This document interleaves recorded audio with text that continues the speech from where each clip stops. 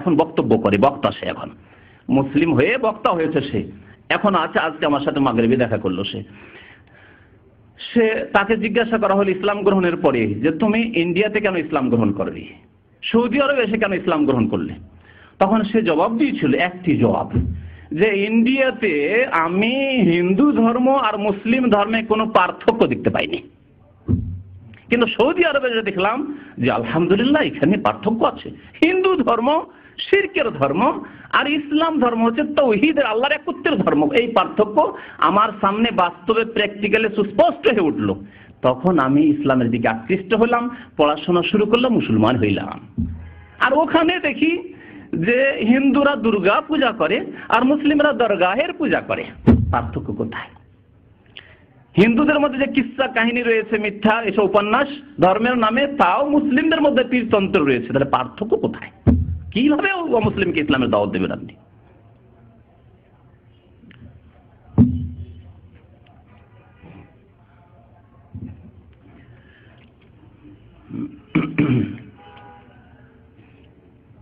শোনেন তাহলে আল্লাহ সম্পর্কে এই বেয়াদবি শব্দগুলি দু একটি শোনাই। নামাজে বা ওয়াজের মাহফিলে অথবা জিকিরের অবস্থায় চিক মারতে দেখেন অথবা হাত পা ছড়াইতে দেখেন, তবে নিশ্চয় মনে করিবেন যে তাহার রূহ মাসুকের সঙ্গে প্রেমের খেলা খেলিতেছে। মাসুকের সঙ্গে প্রেমের খেলা খেলিতেছে। মাসুক কাকে বলল? আল্লাহকে, আল্লাহর সাথে প্রেমের খেলা খেলিতেছে। কত বেয়াদবি কথাবার্তা। জি, আমাদের দেশে এক শ্রেণী জাহেলা ওই যেন আশেক ইলাহি, মদিনা ইউনিভার্সিটিতে এক বিদাতি ছেলে পড়ার জন্য এসেছিল, সম্ভবত চিটাগাং দিক থেকে। তো বংশগত বিদাতি, ওর নাম হচ্ছে আশেক ইলাহি। সবাই তাকে নিয়ে ঠাট্টা মজাক করতো, কারণ আরবরা জানে যে আশেক ইলাহি, এই সাজা আশেক ইলাহি, আর তুমি ইশক করো, প্রেম করো আল্লাহর সাথে, এ কেমন কথাবার্তা? আরে জায়েজ প্রেম করলে স্ত্রীর সাথে প্রেম করো, আর হারাম প্রেম যারা করছে, লিভ টুগেদার যারা করছে, তারা হারাম প্রেম করছে। আর ইয়ে প্রেম কোথায়? বাবা মায়ের সাথে, বোনের সাথে যখন চলে না, তো আল্লাহর সাথেই আশেক ইলাহি, আশেক ইলাহি, সবাই এর নাম নিয়ে ঠাট্টা মজাক করতো। আরবরা জাহিল হইলেও সে জানে, সহি আকীদা জানে, আকীদার ক্ষেত্রে তাদের ভুল নেই। পাপ করলেও, ফাসিকি কাজ করলেও মাশাআল্লাহ তাদের এই আকীদা একবার স্পষ্ট। আপনি আশেক ইলাহি বললেই একটা 12 বছর 14 বছর চাই সাজা আশেক ইলাহি।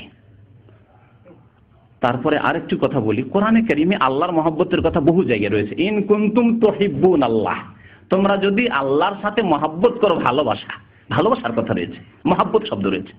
তাদের অসুবিধা কি যে মহব্বত বলতো, এই প্রেমে কেন পড়লো তারা? জি, আর এই রহস্যের কারণে পীরের মৃত্যু দিবসকে তারা মৃত্যু দিবস বলে না, কি বলে? ওরস।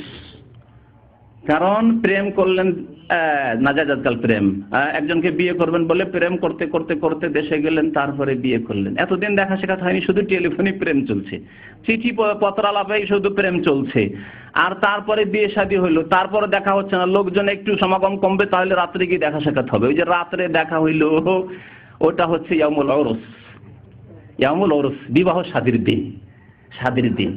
পীরেরা আল্লাহর সাথে নাকি এই না প্রেম করতে থাকে, এই বেয়াদবি করতে থাকে, দেখা হয় না মানে মরণ হয় না। যেদিন মরণ হইলো, আল্লাহর সাথে এখন প্রেমের খেলা খেলতে শুরু করলো, কি সাক্ষাতে।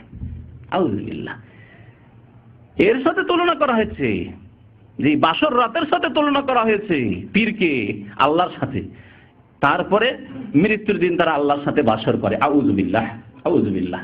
এইসব খুরাফাত এবং শিরকি কুফরিয়া বেয়াদবি আকীদা থেকে আল্লাহ পানাহ তার মুসলিম উম্মতকে।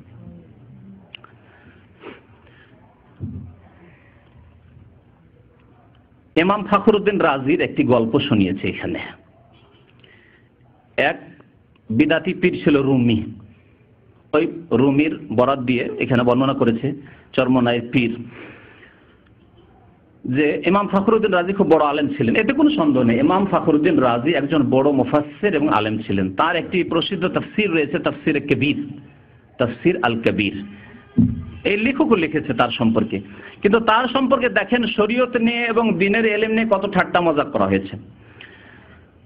বলছে যে ফখরুদ্দিন রাজি নামে এক ব্যক্তি বড় আলেম ছিলেন। একদা তাহার মনে মুরিদ হওয়ার ইচ্ছা হইল।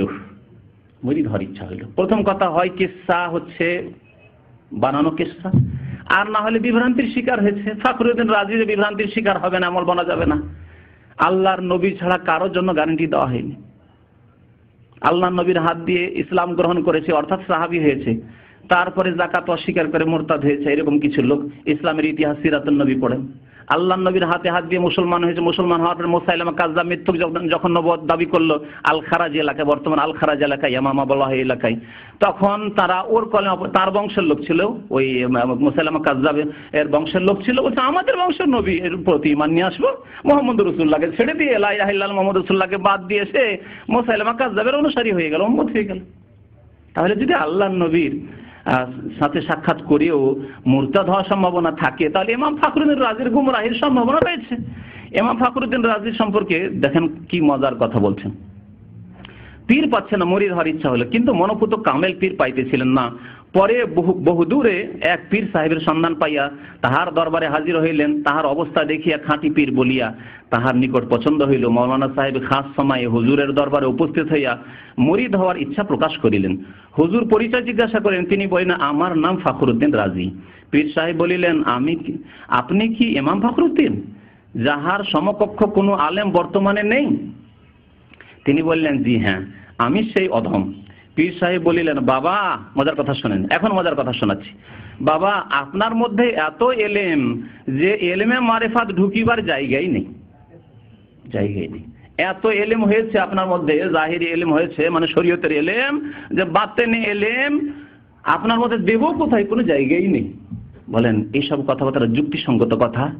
সায়েন্স টেকনোলজির যুগে যুক্তিসঙ্গত কথা যে এলেম শিখতে শিখতে শিখতে মগজ ভর্তি হয়ে গেছে অথবা হৃদয় ভর্তি হয়ে গেছে আর এলেম ঢুকবে না, এরকম ব্যাপার স্যাপার আছে নাকি? অনেক সায়েন্স পড়া ছাত্র আছেন এখানে, অনেক ভালো ভালো এখানে ডিগ্রিওয়ালা লোক আছেন আমাদের। বলুন দেখি, কত অযৌক্তিক অবাস্তব কথাবার্তা। ইসলাম কি এরকম অবাস্তব নাকি যে আপনার এত এলেম হয়ে গেছে, এলেম এখন কমাইতে হবে, হ্যাঁ আনলোড করতে হবে, এখন ওভারলোড হয়ে গেছে, না হইলে গেলেন আপনি, না হলে আপনাকে এই বাতিন ইলম দেওয়া যাবে না। আচ্ছা, এখানে আরেকটি মজার কথা তার সাথে সাথে শুনিয়ে দিই। এখানে এক এলেম ছিল ফখরুদ্দীন রাজির কাছে, তাই না? দিনের এলেম, শরীয়তের এলেম। আর কোন এলেম দেবে? বলছে এলমে মারেফাত ঢুকাইবে।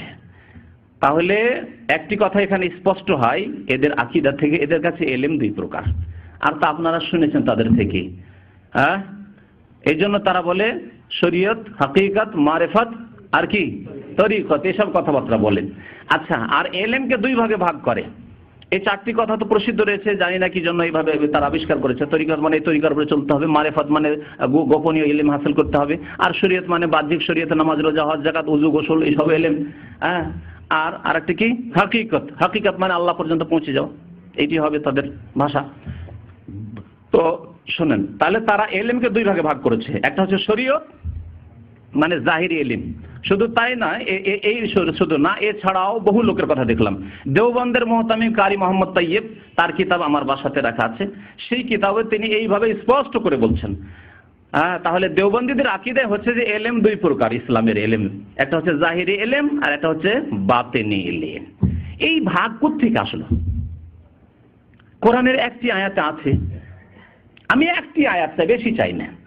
একটি আয়াত আমার ইমানের জন্য যথেষ্ট, আমার বিশ্বাস করার জন্য যথেষ্ট। আল্লাহ পাকের একটি আয়াত, যেখানে এলেমকে, ইসলামিক শরিয়ার এলেমকে দুই ভাগে ভাগ করা হয়েছে। একটা হচ্ছে শরীয়ত, বাহ্যিক, নামাজ, রোজা, হজ, যাকাত ইত্যাদি, ওযু, গোসল। আর আরেকটা হচ্ছে মারিফাত মানে ভিতরের এলেম, যেগুলি সাধারণ মানুষ জানে না, যেগুলি পীর ছাড়া জানা যায় না। একটি আয়াত চাই, অথবা একটি সহিহ হাদিস চাই। বুখারী, মুসলিম, আবু দাউদ, তিরমিজি, নাসাঈ, ইবনে মাজাহ, সিয়াসিতা জানেন, 6টি কিতাবে একটি কিতাবে একটা সহিহ হাদিস দেখাতে পারলে হবে যে এলেম দুই ভাগে বিভক্ত। কোরআনেও নেই, হাদিসেও নেই, সাহাবায়ে কেরামের উক্তিতেও নেই, কোথাও নেই। আসলো কোথা থেকে?